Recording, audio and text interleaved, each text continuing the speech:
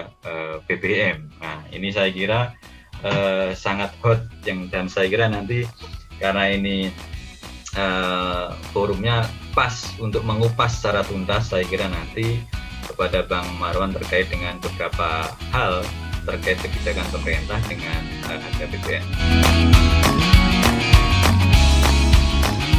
Dengan polemik harga BBM. Nah, ini saya kira sangat hot dan saya kira nanti karena ini forumnya pas untuk mengupas secara tuntas, saya kira nanti kepada Bang Marwan terkait dengan beberapa hal terkait kebijakan pemerintah dengan harga BBM. Rekan-rekan, Bapak Ibu dan rekan-rekan yang saya hormati, sebelumnya saya menyampaikan materi terkait dengan aspek hukum penetapan atau kebijakan harga BBM, atau lebih tepatnya terkait dengan konstitusionalitas kebijakan harga BBM. Saya izin mungkin men-share materi. Jadi, Bapak Ibu yang saya hormati, bahwa kebijakan BBM tidak terlepas dari masalah hukum dan perundang-undangan. Dan inilah sebenarnya problem kita. Kenapa kok sampai adanya gugatan? Kenapa kok sampai adanya somasi? Karena memang adanya problem hukum. Nah, sebagaimana kita ketahui bahwa sampai hari ini BBM ini menjadi andalan utama dalam pemenuhan kebutuhan energi di Indonesia. Dan pengaruhnya pada perekonomian sangat luar biasa. Naik turunnya harga BBM itu sangat berpengaruh pada ekonomi nasional. Termasuk juga apalagi dalam masa-masa COVID-19 ini Rp1.000 per liter harga BBM itu akan sangat berpengaruh bagi perekonomian masyarakat, bagi rakyat yang pendapatannya hilang bahkan atau berkurang karena COVID-19 ini. Nah, oleh karena itu, kita akan membahas beberapa aspek hukumnya. Founding Father kita telah mengamanatkan pasal 33 Undang-Undang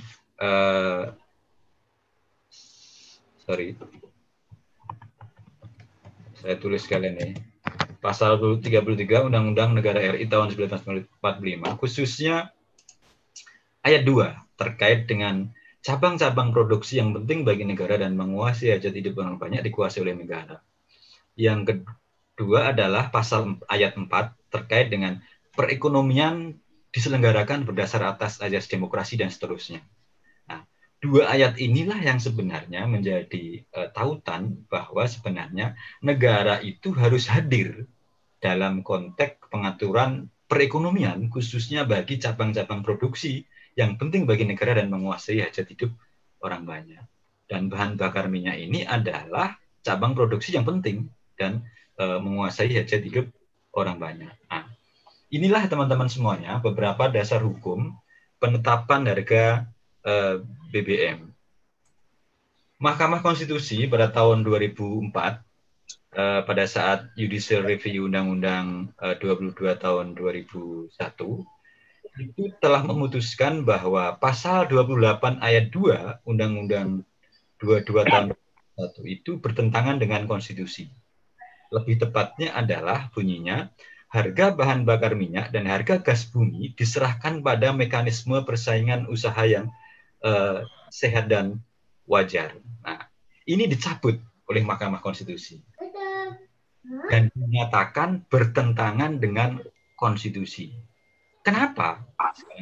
Pada saat itu Mahkamah Konstitusi mencabutnya karena Mahkamah Konstitusi berpendapat seharusnya harga bahan bakar minyak dan harga gas bumi itu ditetapkan oleh pemerintah dengan memperhatikan golongan tertentu. Artinya negara tidak boleh AB. Artinya negara harus intervensi terkait dengan harga komoditas yang penting bagi negara dan menguasai hajat hidup orang banyak. Nah, ini sekarang pertanyaannya. Kenapa pasal 28 ayat 2 itu inkonstitusional? Ini nanti kaitannya dengan harga BBM. Karena implikasi pasal ini adalah bahwa kegiatan perdagangan BBM itu yang semula dimaksudkan untuk memenuhi hajat hidup orang banyak sesuai dengan pasal undang-undang. Artinya begini, artinya bahwa kalau mekanisme harga itu disesuaikan dengan harga pasar, maka itulah yang disebut dengan liberalisasi pasar atau mekanisme usaha persaingan. Dan itu tidak dikehendaki oleh konstitusi kita. Gitu loh. Mahkamah Konstitusi berpendapat bahwa campur tangan pemerintah sebagai wakil dari negara dalam kebijakan penentuan harga harus menjadi kewenangan yang diutamakan. Nah, ini yang paling penting sebenarnya. Artinya pemerintah harus campur tangan. Pemerintah harus hadir untuk mengatur harga produksi yang penting dan menguasai hajat hidup orang banyak. Yang berikutnya adalah pasal 2 ayat 2 dan ayat 3 juga. Kenapa dicabut oleh Mahkamah Konstitusi? Karena untuk mencegah timbulnya praktek yang kuat memakan yang lemah. Dan sekarang sudah terbukti. Karena apa? Ya pom bensin memakan orang-orang lemah karena uang-uang kita lah dikeruk oleh para pengusaha perusahaan hilir migasah. Inilah teman-teman semuanya, rekan-rekan, bahwa alasan kenapa saat itu Mahkamah Konstitusi memutuskan bahwa pasal 28 ayat 2 itu inkonstitusional atau dinyatakan bertentangan dengan dinyatakan bertentangan dengan konstitusi. Maksudnya begini maksudnya. Jadi di satu sisi bahwa mengikuti harga pasar secara bebas itu tidak dibenarkan. Tapi di sisi yang lain ya kan, kalau misalkan negara tidak intervensi juga tidak dibenarkan. Nah, ini kan sekarang tidak. Sekarang ini terjadi kebalikannya. Kebalikannya maksudnya adalah ada semacam tanda kutip persekongkolan harga yang dilakukan oleh pemerintah kepada badan usaha penyedia BBM yang akhirnya harga itu tidak bisa turun dengan kondisi yang ada saat ini. Inilah yang terkait dengan konstitusi. Prinsip dari konstitusi adalah negara harus hadir untuk mengintervensi, untuk mengatur harga komoditas BBM. Nah, berikutnya teman-teman semuanya bahwa dasar hukum penetapan harga BBM yang pertama adalah Undang-Undang 22 tahun 2001. 2001 yang sampai hari ini masih berlaku walaupun dalam proses revisi. Yaitu pemerintah wajib menjamin ketersediaan dan kelancaran pendistribusian BBM. Yang kedua, ada PP nomor 36 tahun 2004 tentang kegiatan usaha hilir yang telah diubah dengan tahun 9. Pasal 72, harga BBM dan gas diatur dan atau ditetapkan oleh pemerintah. Nah, ini. Ini PP yang sekarang masih berlaku bahwa harga itu harus diatur dan ditetapkan oleh pemerintah. Artinya sebenarnya yang bertanggung jawab terhadap harga BBM ini pemerintah. Perusahaan termasuk Pertamina dalam hal ini sebenarnya yang mengikuti kebijakan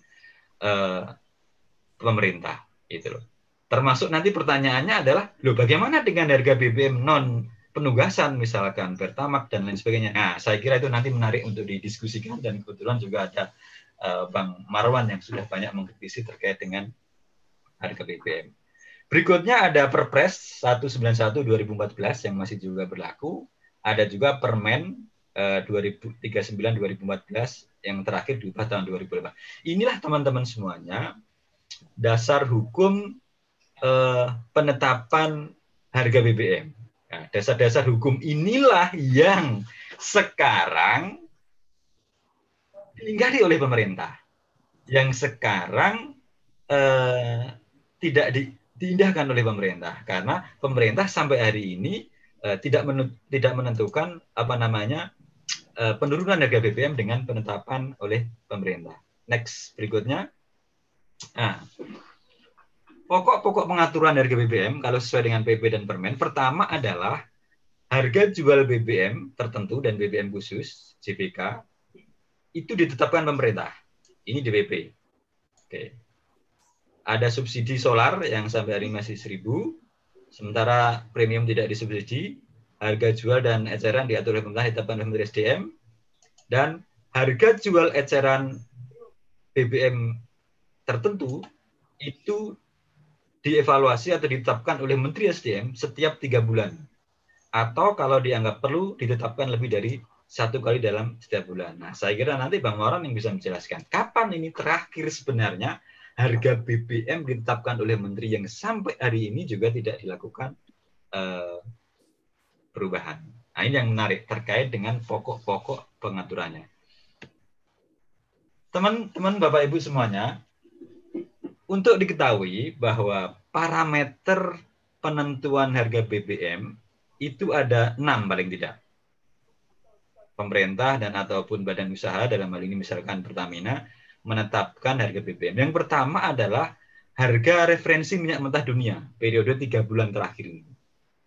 Kalau periode 3 bulan terakhir, di bulan Maret itu harga bisa sampai $20 US dollar per barrel, itu rendah banget di bulan Februari itu. Yang kedua nilai tukar rupiah, yang ketiga biaya penyimpanan, yang keempat distribusi, yang kelima pajak, dan yang keenam margin atau keuntungan badan usaha. Kira-kira seperti ini gambarannya secara lebih tepatnya. Ada harga indeks FOB, ada biaya penyediaan, ada penyimpanan, ada distribusi dan margin. Inilah sebenarnya komponen harga dasar BBM yang diikuti oleh pemerintah maupun oleh Pertamina. Nah, jadi sebenarnya harga indeks pasar atau harga BBM internasional ini adalah pokok yang paling utama mempengaruhi harga BBM, dan itu fluktuasinya sangat luar biasa, khususnya dalam 3 bulan terakhir ini. Dalam 3 bulan terakhir ini rata-rata di bawah $30, baru mungkin beberapa hari ini bisa sampai mencapai 39-40 dolar. Artinya sudah mulai merangkak naik. Ya, nanti di gugatan yang disampaikan koalisi yang dipimpin oleh Bang Marwan juga telah menghitung sebenarnya berapa ini selisih kerugian rakyat yang diderita akibat harga BBM yang tidak segera diturunkan oleh pemerintah dengan variabel atau dengan komponen harga seperti ini. Nah, inilah yang sebenarnya terjadi. Berikutnya, next, ini sedikit lagi. Ini teman-teman semuanya sebagai gambaran fluktuasi harga BBM. Ini sekarang dengan solar ya. Kalau solar sampai hari ini harganya 5.150. Inilah pergerakan. Hijau ini adalah ICP, Indonesia Crude Price, atau harga minyak mentah dunia yang ditetapkan oleh pemerintah dan DPR untuk menjadi indikator penghitung dalam APBN. Nah, gitu loh. Kalau ini kebetulan data terakhir per Juni 2019, ini masih harga $61. Dengan $61, formula harga itu yang kuning ini. Kalau dengan $61 itu di Juni mestinya harga formulasi 6.800. Itu untuk premium. Nah, sementara kalau untuk Pertamax Pertamax ini untuk solar ya, untuk solar. Nah, ini kira-kira deviasinya. Jadi memang karena solar ini memang masih banyak untuk niaga, maka harganya flat 5.150. Nah, sekarang kita lihat teman-teman semuanya yang terkait dengan harga premium. Nah, inilah sebenarnya grafik atau peningkatan harga BBM ya kan dari waktu ke waktu. Jadi kalau dengan di Juni 2019 ini $61, maka harga BBM formulasi 7.600-an itu loh. Sempat tinggi itu di akhir tahun 2012 itu harga minyak mentah sampai $77 itu bisa mencapai harga 10.000. Ini dengan catatan harga premium. Kalau harga Pertamax kan hari ini flat 9.000 lebih. Kalau harga ini misalkan solar, kalau kita perbandingkan harga Pertamina Dek rata-rata di atas Rp10.000. Artinya luar biasa ini deviasi atau selisih harga saat ini yang turun tetapi tidak turun. Tetapi memang harus diakui bahwa di waktu-waktu tertentu harganya tetap, tetapi memang ada selisih harga kurang. Gitu loh. Misalkan Pertamina telah menyampaikan, ya kami sekarang dituntut untuk menurunkan harga. Tetapi pada 2018, kira-kira September-Oktober, harga minyak mentah sampai $77,5 dolar. kami tidak menaikkan harga. Oleh karena itulah ini nanti yang akan diperdebatkan dalam gugatan yang diajukan oleh koalisi untuk di persidangan. Apakah memang alasan-alasan yang didengungkan itu tepat atau tidak? Gitu. Yang perlu diketahui oleh teman-teman semuanya bahwa BBM ini bukan komoditas umum. BBM ini adalah komoditas yang dilindungi oleh negara. Artinya negara harus intervensi. Maksudnya begini, maksudnya adalah kalau menjual harga yang lain itu kan gampang. Kos produksi atau biaya produksi ditambah keuntungan silahkan dijual. Tetapi kalau BBM tidak bisa. BBM tidak bisa itu. Harus ada pengaturan negara yang betul-betul melindungi kepentingan rakyatnya. Nah, inilah teman-teman semuanya sebagai gambaran dalam diskusi kita pada siang hari ini. Beberapa data yang terkait dengan kondisi penetapan harga BBM. Berikutnya kesimpulannya bahwa negara harus hadir dengan kebijakan BBM yang harus pro rakyat. Artinya tidak bisa harga BBM itu dilepas kepada pasar. Tetapi begitu juga sebaliknya, tidak bisa kalau ternyata harga pasar minyak dunia turun, terus negara tetap mengambil untung uang dari rakyatnya, tidak bisa. Karena apa? Karena BBM ini tidak bisa menjadi bisnis ambil untung bagi negara. Tetapi BBM ini adalah kewajiban negara untuk menyediakan sumber energi bagi rakyatnya. Yang kedua adalah dengan harga kondisi minyak mentah dunia dan beban masyarakat termasuk karena COVID ini, maka ya sudah seharusnya harga BBM ini turun. Pemerintah saya kira tidak perlu lagi menunda-nunda untuk harga tidak diturunkan. Saya kira kalau segera diturunkan oleh pemerintah, ini waktu yang pas untuk mengurangi beban masyarakat akibat COVID-19 ini.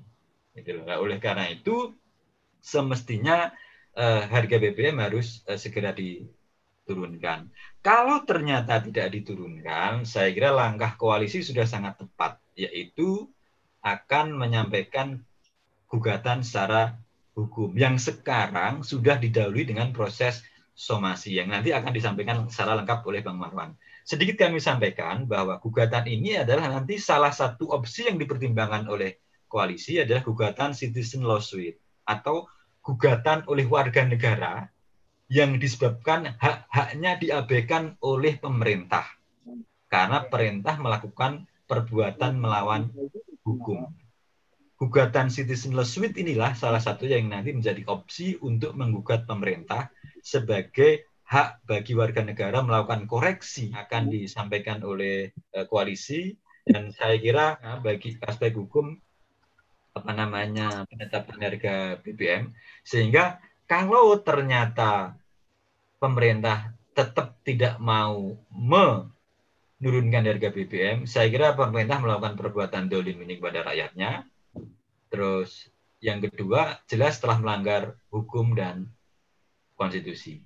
Demikian yang bisa saya sampaikan sebagai pengantar diskusi. Dan